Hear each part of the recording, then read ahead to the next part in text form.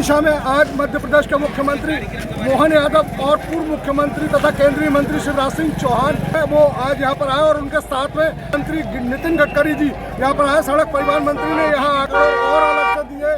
इससे ये समझा जा सकता है कि जो है वो आज विदिशा को तमाम सौगातें मिली हैं और सब तरफ से जो है रोडों से विदिशा को जोड़ा गया है। नेशनल हाईवे से लेकर अगर बात की जाए स्थानीय रोडों की तो वहाँ पर भी जो है वो आज बड़ी सौगातें मिली हैं। साथ ही जो है सभी विधायकों को यानी कहा जाए कि विदिशा संसदीय क्षेत्र के 8 विधायकों को 50-50 करोड़ की सौगात जो है वो जो है नितिन गडकरी ने अलग से दी है। इससे ये समझा जा सकता है कि आने वाले समय में तो मध्य प्रदेश में शानदार सड़कें होंगी, शानदार जो है वो बाईपास होंगे। यशपाल यादव, दृष्टि न्यूज, विदिशा। मैं बहुत बहुत धन्यवाद देता हूं कि आपने बहुत ही हृदय स्पर्शी हम सबका स्वागत किया है। बहुत बहुत धन्यवाद। किसी भी नेता के जिंदगी में उसकी सबसे बड़ी पूंजी अगर कोई होती है तो जनता का विश्वास और जनता का प्रेम। मैं शिवराज जी को बताना चाहूंगा कि इन 2 बातों में आप बहुत धनवान हैं। यहां की जनता ने 12 बार आपको चुनकर दिया है और एक प्रकार से ये रिकॉर्ड भी बना है। मैं जब भारतीय जनता पार्टी का अध्यक्ष था तब मुझे याद है प्रणब मुखर्जी वित्त मंत्री थे और शिवराज जी को लगातार 3 बार मध्य प्रदेश के मुख्यमंत्री के नाते कृषि विकास का दर जो बढ़ाते गए उसके कारण स्पेशल अवार्ड मिला था। मैं विदर्भ से हूं, वहां 10,000 से ज्यादा किसानों ने आत्महत्या की है। ये रोड, ब्रिजेस, टनल ये बहुत बनाने का मुझे मौका मिला, पर शायद आप में से बहुत से लोगों को पता नहीं होगा मैं 90% काम केवल किसानों में करता हूं। मैं 15 डिलीट डॉक्टरेट्स मुझे मिली है, उसमें से 7 कृषि विज्ञान में मिली है। महाराष्ट्र के सभी एग्रीकल्चर यूनिवर्सिटी की भी डिलीट मिली है। मैंने अपने जीवन में ये किसान आत्महत्या न करे इसके लिए अपने जीवन को समर्पित करके उसको अपना उद्दिष्ट माना है। और इसलिए मुझे इस बात की खुशी है कि मध्य प्रदेश ऐसा राज्य है जो राज्य ने सिंचाई में नए कीर्तिमान प्रस्थापित किए और आज कृषि विकास में भी लगातार कीर्तिमान प्रस्थापित कर रहा है। ये जो इलाका है, यहां का जो गेहूं है वो पूरे दुनिया में जाता है। यहां का बासमती चावल प्रसिद्ध है, पर आने वाले समय में किसानों के लिए और कुछ काम करने की आवश्यकता है। पूरे विश्व में परिस्थिति ऐसी है, हमारे शिवराज जी लगातार कोशिश कर रहे हैं, प्रयास कर रहे हैं, उनके प्रयासों को अच्छा फल भी मिल रहा है, पर पूरे विश्व में जो किसानों की स्थिति है उसमें अनेक प्रकार के चैलेंजेस है। कपास सस्ता है, कपड़ा महंगा है, गेहूं सस्ता है, ब्रेड बिस्किट महंगे हैं, संतरा सस्ता है, जूस महंगा है, सोयाबीन सस्ता है, तेल महंगा है। और इसलिए मैं लगातार एक कोशिश करते आया हूं कि हमारा किसान अन्नदाता तो है ही, पर हमारा किसान ऊर्जादाता बने। और मुझे बताते हुए खुशी हो रही है कि विदिशा लोकसभा को जितनी बिजली लगती है उतनी बिजली मैं हमारे क्षेत्र में हमारे किसानों से तैयार करता हूं। हमारा किसान ऊर्जादाता है, ईंधन दाता है। हमारे देश में इथेनॉल आया, आज हमारे देश में पेट्रोल का पर्याय इथेनॉल बन चुका है और इथेनॉल से जनरेटर सेट से लेकर ट्रक, बसेस, कार, स्कूटर सब चलने लगी है। मैं ट्रांसपोर्ट मंत्री हूं, मैं आदरणीय मोहन यादव जी से अनुरोध करूंगा कि आज मुझे जब भोपाल के हवाई अड्डे पर बैठा तो इलेक्ट्रिक की कार देखी, मैंने उनको धन्यवाद दिए। हम 22 लाख करोड़ रुपए का फॉसिल फ्यूल इंपोर्ट करते हैं, पर हमारा देश किसान अन्नदाता, ऊर्जादाता, ईंधन दाता बना। अब इलेक्ट्रिक भी आई है, मेरे पास हाइड्रोजन की गाड़ी है जिसका नाम है मिराई, जो जापानी शब्द है। मिराई का अर्थ होता है भविष्य। हमारा किसान हाइड्रोजन भी देता है, हाइड्रोजन भी बना सकता है, वो भी बन रहा है। और मैं आज मोहन जी आपको सबसे बड़ी बात बताने वाला हूं कि सेंट्रल रिसर्च ऑर्गेनाइजेशन और CSIR के माध्यम से हम सबका एक सपना था, मैं पीछे लगा था। हमारे देश में 50 लाख टन डांबर इंपोर्ट होता है। अब राइस स्ट्रॉ, जिसको हम परली कहते हैं, cotton straw, wheat straw, bagasse, इससे डांबर बना है। और 15 दिन पहले दिल्ली में 15 कंपनियों ने मेरे हाथ से डांबर बनाने का पेटेंट टेक्नोलॉजी का लिया है। अब किसान डांबरदाता भी बन गया। इतना ही नहीं तो मैं खुद देहरादून से हवाई जहाज में बैठकर किसानों ने तैयार किए हवाई ईंधन पे बैठकर आया हूं। अब हेलीकॉप्टर और फाइटर जेट भी चलने लगे हैं। गेहूं चावल तो हमने करनी चाहिए, कपास और फल फूल सब्जियां बनानी चाहिए, पर उसके साथ किसान को अन्नदाता, ऊर्जा दाता, ईंधन दाता, विटामिन दाता, हाइड्रोजन दाता, हवाई ईंधन दाता बनाएंगे तो इस देश का किसान की तस्वीर बदल जाएगी। लोग गांव से शहर की ओर नहीं जाएंगे तो शहर से वापस फिर से गांव की तरफ जाएंगे। वो दिन अब दूर नहीं है। और हम सबको अपने प्रयासों से ये कोशिश करनी है। और मुझे खुशी है कि शिवराज जी, उनके सहयोग से अभी हमने ट्रैक्टर लाया है। मेरे घर पे इलेक्ट्रिक का ट्रैक्टर है, अब CNG का ट्रैक्टर आ गया है। 1-1 लाख रुपए किसानों की बचत हो रही है। और शिवराज जी को मैंने कहा है कि हमारे हार्वेस्टर, हमारे ट्रैक्टर, हमारे जनरेटर, हमारे एग्रीकल्चर इक्विपमेंट, हमारे कंस्ट्रक्शन इक्विपमेंट भी किसानों ने तैयार किए हुए ईंधन पे चलने चाहिए। इसलिए मैंने उनका सहयोग भी मांगा है और वो अब तैयार भी हुए हैं। और इससे किसानों के लाखों की बचत होने वाली है। मुझे बहुत खुशी है कि शिवराज जी के नेतृत्व में लगातार गांव, गरीब, मजदूर, किसान का कल्याण करते हुए मोदी जी के मार्गदर्शन में इस देश के किसानों को खुशहाली देने की रात दिन मेहनत लगातार शिवराज जी कर रहे हैं। आज इस क्षेत्र में आते समय शिवराज जी ने मुझे बहुत सी मांगे की, मोहन यादव जी ने भी मांगे की, और हमारे राकेश सिंह जी ने भी की, सभी सांसदों ने भी की।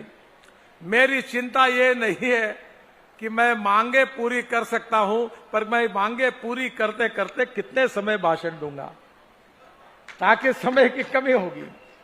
पर आप चिंता मत करिए, मेरे पास द्रौपदी की थाली है। खाने के लिए कितने भी लोग आएंगे तो एक भी आदमी भूखा नहीं रहेगा। सबको खाना खिलाने का काम हम करेंगे, ये वचन मैं आपको देता हूं। इस देश में पैसे की कमी नहीं है। मैं जब मुंबई में मंत्री था तो मेरे पास 5 करोड़ रुपए थे। मुंबई पुणे एक्सप्रेस हाईवे में 95-2000 की बात कर रहा हूं। ये समुद्र में वर्ली, बांद्रा और मुंबई में 55 उड्डान पुल मैंने बनाए। तो लोग मुझे कहते थे तुम्हारे पास पैसे कितने हैं। सरकार में भी पैसे नहीं थे, मेरे पास 5 करोड़ रुपए थे। मैंने 5 करोड़ रुपए में 6000 करोड़ के काम किए। मैं आपको बताता हूं, इस देश में पैसे की कमी नहीं है। देश में गांव, गरीब, मजदूर, किसान के लिए ईमानदारी से काम करने वाले नेताओं की जरूरत है। और मोदी जी के नेतृत्व में आज हम देश को विश्व गुरु बनाना चाहते हैं, वर्ल्ड की 3rd लार्जेस्ट अर्थव्यवस्था बनाना चाहते हैं, हमारी इकोनॉमी को दुनिया का सबसे ताकतवर इकोनॉमी बनाना चाहते हैं। और ये बनाने की ताकत हमारे देश में है। हमारे इंजीनियर्स पूरे विश्व में छाए हुए हैं, सॉफ्टवेयर इंजीनियर्स।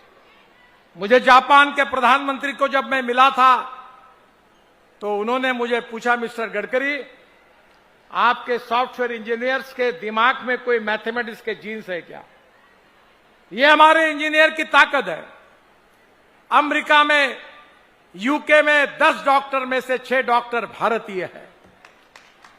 और मैं अक्सर एक बात कहता हूं, जो बात बहुत महत्वपूर्ण है, आप लोग शांति से सुनिए, कि innovations, entrepreneurship, science, technology, research, skilled, successful practices, इसको हम नॉलेज कहते हैं, नॉलेज, ज्ञान कहते हैं। और जो ज्ञान है, जो पावर है, शक्ति है, एनर्जी है, conversion of knowledge into wealth, यही हमारा भविष्य है। और दूसरी बात महत्वपूर्ण है कि कोई मटेरियल वेस्ट नहीं है, कोई व्यक्ति वेस्ट नहीं है, कोई मटेरियल वेस्ट नहीं है, कोई व्यक्ति वेस्ट नहीं है। It is depending upon the appropriate technology, it is depending upon the appropriate vision of the leadership that you can convert waste into wealth। और मैं दोनों बातों पर विश्वास रखता हूं। मैं अपने शहर में, नागपुर में, टॉयलेट का पानी बेचता हूं, 300 करोड़ मिलते हैं टॉयलेट का पानी बेचकर। मैं अब कचरा बेचने लगा हूं। अब कचरे से 28 टन सीएनजी अगले महीने में उद्घाटन हो रहा है। और मैं ये मानता हूं कि हम संघ के स्वयंसेवक हैं, विद्यार्थी परिषद के कार्यकर्ता हैं। मैं छात्र नेता था, मुझे पता भी नहीं था, मेरे पास ना कोई बायोडाटा था, ना दिल्ली मालूम थी, ना मुंबई मालूम थी। गांव में काम करता था, दीवालों पर लिखने का काम करता था, लाउड स्पीकर पर अनाउंसमेंट करने का काम करता था। पर जो हमारे प्रचारक मिले, जो नेता मिले, जिन्होंने हमें मार्गदर्शन किया, हमारी ताकत बढ़ाई, हमारा कार्य कर्तृत्व और नेतृत्व बढ़ा, वो मैं ये कहता हूं कि अगर नेता से ही मिलते हैं तो वेस्ट टू वेल्थ भी परिवर्तन होता है। और यही हमारी ताकत है। हमें देश के लिए काम करना है, गांव, गरीब, मजदूर, किसान के लिए काम करना है, गरीबी, भुखमरी, बेरोजगारी को दूर करना है, किसानों को खुशहाल करने हैं, गांव को केवल शहर को स्मार्ट शहर नहीं तो हमें स्मार्ट विलेज भी बनानी है। मैं शिवराज जी को बताना चाहूंगा, वो हमारे ग्रामीण विकास मंत्री है। मैंने अभी एक स्मार्ट विलेज बनाया, काम शुरू हुआ है, मैं उद्घाटन के लिए आपको बुलाऊंगा। 1000 मकान बना रहा हूं, 5 लाख रुपए का मकान है, कंक्रीट के रोड है, 24 घंटे पानी है, बिजली जिंदगी भर मुफ्त है, और स्मार्ट सिटी बनी है, कोई शहर में नहीं जाएगा। संभव है, ये सब संभव है, सब हो सकता है, और ये आपके कारण हो सकता है। आप देखिए, आपने शिवराज जी को चुनकर दिया, आपने राकेश जी हमारे मंत्री बने, मोहन जी मंत्री बने, मैं सांसद बना, मोदी जी प्रधानमंत्री बने। अगर हम लोगों को अगर आप चुनकर नहीं देते तो ये देश का विकास कैसे होता? ये देश के विकास का श्रेय मोदी जी को और मुझे, शिवराज जी को और मोहन जी को नहीं है। इस देश का विकास का श्रेय अगर किसी को है तो मेरे सामने बैठी हुई जनता को है। अगर आप हमको चुनकर नहीं देते तो यह तस्वीर नहीं बदलती है कि ये जो कोटा विदिशा, ये जो हाईवे है 14,000 करोड़ का, तो लता जी ने मुझे पूछा मेरा क्या होगा। वो हमारे सावनेर में बीजेपी के नेता है, उनका संबंध महाराष्ट्र से है, तो वो बीजेपी का काम करने के पहले ही मेरे पास बहुत बार आती थी। तो मैंने कहा आप चिंता मत करो, अब विदिशा ही नहीं तो कोटा, विदिशा और सागर तक नया ग्रीनफील्ड एक्सप्रेस हाईवे 16,000 करोड़ रुपए का, इसको मैं मंजूरी घोषित करता हूं, जिससे 75 किलोमीटर दूरी कम होगी। और ये हाईवे भोपाल कानपुर, लखनऊ कानपुर और दिल्ली मुंबई एक्सप्रेस को जाने का लाभ मिलेगा। बाद में शिवराज जी आपने मांग की थी नसरुल्लागंज से रेटी बुधनी जो है, ये 4 लेन रोड की, 2 लेन रोड हम कर रहे 1000 करोड़ का, पर अब मैं फिर से 1000 करोड़ रुपए मंजूर करके एनएचआई को काम देता हूं और आपके मांग पर 4 लेन रेड कर दूंगा। इसका डीपीआर बनाने का भी मैंने उनको आदेश दिया है। अब वन टाइम इंप्रूवमेंट में मोहन जी ने 50 प्रोजेक्ट की मांग की है, 4,500 करोड़ की। क्या मोहन जी और 2-4 हजार करोड़ मांग लेते तो मैं दे देता। आपको वो दीवार का डायलॉग नहीं मालूम, अमिताभ बच्चन में और होता है, वो बोलता है ये बिल्डिंग जो कीमत मैंने, बोले आखिर सब सौदा हो जाता है। तो अमिताभ बच्चन को पूछता है कि अमिताभ जी आपको बिजनेस नहीं समझता। तो बोले क्या हुआ? बोले आप अगर और मेरे से 10-20 लाख कम कर लेते तो मैं कम कर देता। तो अमिताभ बच्चन जवाब देता, मुझे नहीं, आपको नहीं समझता, क्योंकि और 5-50 लाख आप ज्यादा मांग लेते तो भी मैं ये बिल्डिंग खरीदता, क्योंकि ये जब बन रही थी तो इसमें मेरी मां काम कर रही थी। ऐसा वो फिल्म में है। तो आपने 50 की मांग की, और जाओ और वन टाइम डेवलपमेंट में जितने ढूंढने उतने ढूंढो, 4,500 नहीं और उसके ऊपर जितने लगेंगे, ये 4,500 करोड़ तो मैं मंजूर कर रहा हूं, आगे भी लगेंगे तो आपको मंजूर करके दूंगा। इसमें गोपालपुर, बेरुंडा, ये शिवराज जी का शायद है। फिर राज्य सरकार ने इसमें केवल लैंड का अवेलेबल कर देना चाहिए, तो मैं सीमेंट कंक्रीट के रोड बना दूंगा, व्हाइट टॉपिंग। मैं भी हमारे नागपुर के चुनाव में था, मैं प्रचार में गया था, लोगों को मैंने पूछा कि रोड कम बना, बोले 97 में। बोले किसने बनाया? बोले आपने बनाया। तो मैंने लगा गड्ढा पड़ा क्या 27 साल में? बोले नहीं।